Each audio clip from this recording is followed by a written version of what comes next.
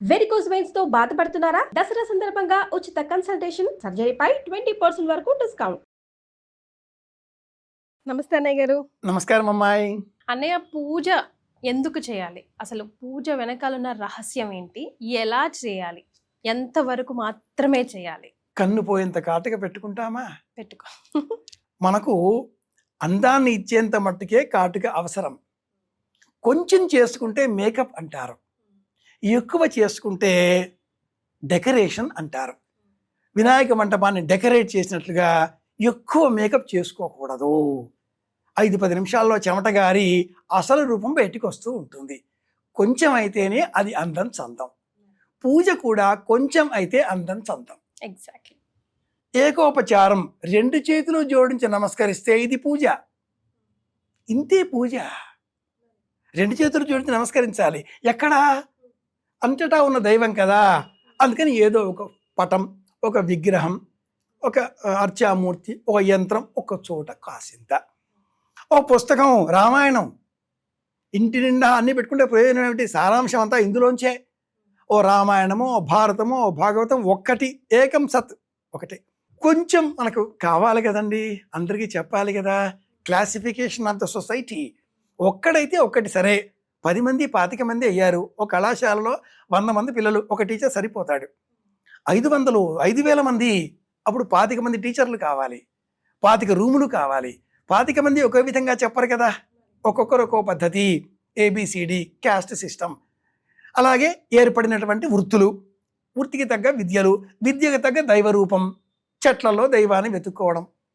ఈ పూజ చేయడంలో పంచోపచారం. లం పృథ్వీ తత్వాత్మనే గంధం పరికల్పయామి. గంధవతి ఈ భూమికి పేరు.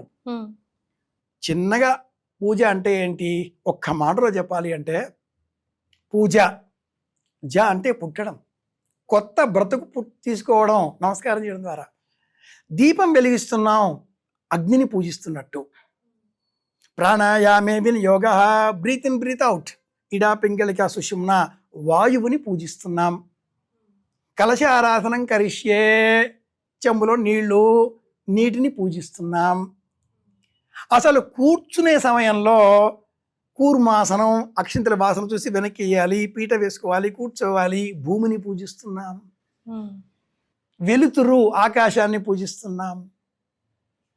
పాంచభౌతిక ప్రపంచాన్ని పూజా గదిలో చిన్న షెల్ఫ్లో ఒక్క అర్చామూర్తి మట్టికి ప్రతీక, 2 దీపాలు అగ్నికి ప్రతీక, చెంబులో నీటికి ప్రతీక,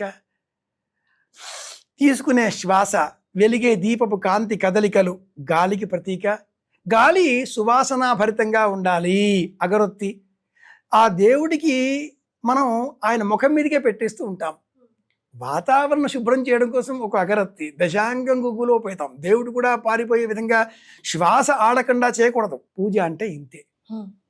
స్నానం చేసి పరిశుభ్రమైన వస్త్రాన్ని కట్టుకొని, బొట్టు పెట్టుకొని, సుషుమ్న బొట్టు పెట్టుకొని, నిన్న పెట్టిన పుష్పం తీసి ఒక విగ్రహం కడిగి మళ్ళీ పెట్టి, బొట్టు పెట్టి, గంధం పెట్టి, ఒక పుష్పం మళ్ళీ పెట్టి, ఉంటే పుష్పం లేదా అక్షింతలు, దీపం వెలిగించి, అగరొత్తి పెట్టి, ఏది తింటామో అది పరమాత్మ నీ ముందు అంటూ ఆ స్వామి ముందర ఉంచి మళ్ళీ మనం తినడమే పూజ. ఆత్మారాముడు గగ్గోలు పడిపోతున్నాడు తినకపోతే అంటూ ఉంటారు.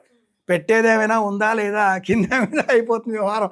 ఆత్మారాముడు ప్రాణం లోపల. ఆ పదార్థం నాకు కాదు, నాలో ఉండే ప్రాణశక్తికి. ఇలా అనుకోవడమే పూజ. జీవితాన్ని పవిత్రంగా ప్రశాంతంగా గడపడమే పూజ. ఇంతే అర్థం. కానీ పూజలు ప్రార్థనలు ఎలా అయితే ఎక్కువ అవుతున్నాయో, అలాగే హత్యలు ఘోరాలు కూడా ఎక్కువైపోతున్నాయేమో అనిపించట్లేదండి? ఎందుకు ఇలా అవుతున్నాయి అంటే, పూజ విశ్వవ్యాపితమైన చైతన్యం అనుగ్రహం అందరికీ లభించాలి అనే సంకల్పంతో కాకుండా, నాకు మాత్రమే కావాలి, నేను మాత్రమే బాగుండాలి, నా వద్దనే ప్రపంచంలో సంపద అంతా చేరాలి, ఇలాంటి స్వార్థ సంకల్పాలతో దైవాన్ని ఒకచోట పట్టి బంధించే ప్రయత్నం చేసినందుకే ప్రపంచవ్యాప్తంగా నేరాలు ఘోరాలు పెరిగిపోతున్నాయి. దీపావళి, దసరా, లేదా ఇంకేదైనా కార్తీక దీపావళి, లేదా జ్వాలా తోరణం, కార్తీక పౌర్ణిమ, హరిహర మాసం, లేదా అయ్యప్ప మాసం ఎన్ని చేస్తున్నారో, రోజుకో కొత్త పండుగ. దేవుడు ఎప్పుడో పారిపోయాడు, విగ్రహాలలో దేవుడు లేడు, నిగ్రహాన్ని పోగొట్టే విధంగా మారిపోతున్న లోకం వచ్చేసింది. ఎందుకని? స్వార్థం. ఇన్ని పూజలు చేస్తే అసలు లోకంలో పోలీస్ స్టేషన్లో ఉండకూడదు కదా. పోలీస్ స్టేషన్ ఉంది, దొంగలు ఉన్నారని అర్థం. అలాగే పూజలు ఎక్కువగా చేస్తున్నారు. హిందూ మతం మీదే కాదు తల్లి, క్రైస్తవంలో, అలాగే ఇస్లాములో, ఇస్లామిక్ దేశాలలో ఇంత పెద్ద మసీదులు, ఇంత పెద్ద సమూహాలు, వేలాది వందలాది మంది ఉండరు. ఎవరి అపార్ట్మెంట్లో వాళ్ళు ప్రార్థనా స్థలం అని పెట్టుకుంటారు. మనకు గాలిబ్ చాలా గొప్ప కవి, మీర్జా అసదుల్లా ఖాన్ గాలిబ్. ఆయనను ఆ దేశపు రాజు చెరసాల్లో పెట్టాడు.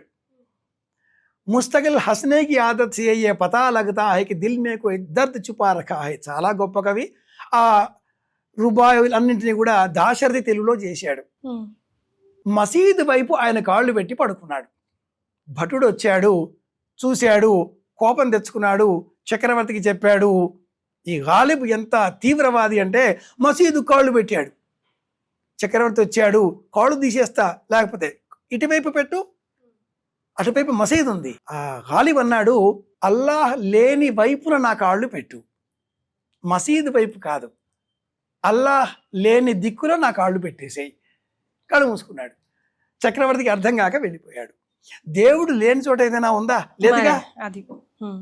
అలాగే క్రైస్తవంలో కూడా పాస్టర్లు కావచ్చు, మౌల్వీలు కావచ్చు, పండితులు కావచ్చు, ప్రపంచాన్ని భయపెట్టి పబ్బం గడుపుకుంటున్నారు. మానవులలో కూడా ఎందుకు ఇన్ని పూజలు అయ్యాయి అంటే స్వార్థం పెరిగి షార్ట్ కట్ మెథడ్స్ వెతుకుతున్నారు. ఏం చేస్తే నాకు మాత్రమే, నా ఇల్లు మాత్రమే బాగుండాలి, ఈ ధోరణి పోవాలి, ఈ ధోరణి పోవాలి. అందుకే హిందూ ధర్మంలోనే, క్రైస్తవంలో లేదు, ఇస్లాములో లేదు, హిందూ ధర్మంలోనే ఉన్న మాట స్వస్తి ప్రజాభ్య పరిపాలయంతాం న్యాయేన మార్గేణ మహిమహేషాః సర్వేషాం జనానాం అనేటట్లుగా లోకా సమస్తాః సుఖినో భవంతు. ఇది కదా మన మాట.